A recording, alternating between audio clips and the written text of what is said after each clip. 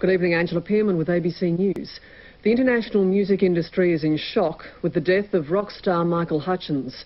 The body of the INXS lead singer was discovered in a Sydney hotel room late this morning. Police won't confirm the cause of death, but they've taken a leather belt into possession for scientific examination.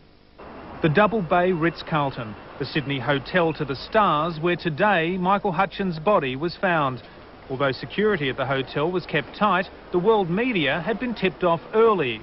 Then came the official confirmation. The body of an Australian citizen who has been a resident in England for some time was discovered in the hotel on the 5th floor. The body was found just before noon by a member of the hotel staff. They wouldn't rule out suicide.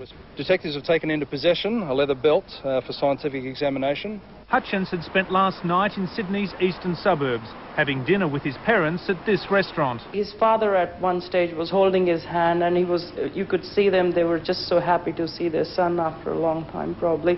And he even said to Susan, one of our waitresses, that he'd be here for 1 month. Hutchence was in Australia preparing for the INXS 20th anniversary nationwide tour. The band had been in the ABC Sydney studio all week rehearsing. They arrived as normal today, waiting for their singer, only knowing that he was missing. The group was eventually told of the death late this afternoon, choosing to stay locked in their rehearsal room rather than face the waiting media. They eventually left the studio one at a time, protected by a private security guard. They were followed by road crew members and associates, obviously stunned by the news. The music industry was just as shocked. I was totally taken by surprise. Not in my wildest imaginings would I have thought somebody who had so much to live for would die. Police spent most of the afternoon trying to inform Hutchence's family. Late today, contact was made with his Australian-based relatives and with partner Paula Yates, who was understood to have been en route to Australia when the death happened. Phil Kafkaloutis, ABC News, Sydney. At its peak, INXS stormed the world charts. Nowadays, though, their music has been overtaken by younger alternative bands. Just last month, Hutchence said the band's recent concerts were the best he's ever done. Well done, Ross! INXS have been the quintessential Australian band.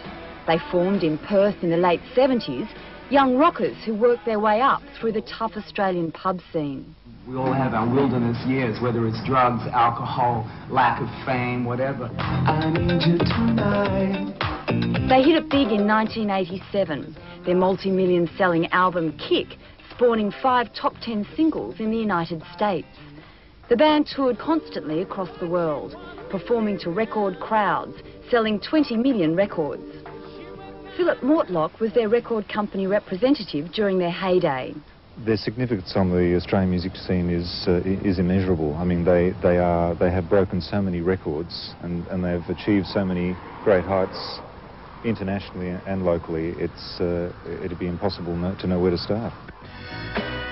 Hutchence was always seen as the focus of the band, a truculent rock star with a style similar to that of Rolling Stones lead singer Mick Jagger and the late Doors frontman Jim Morrison.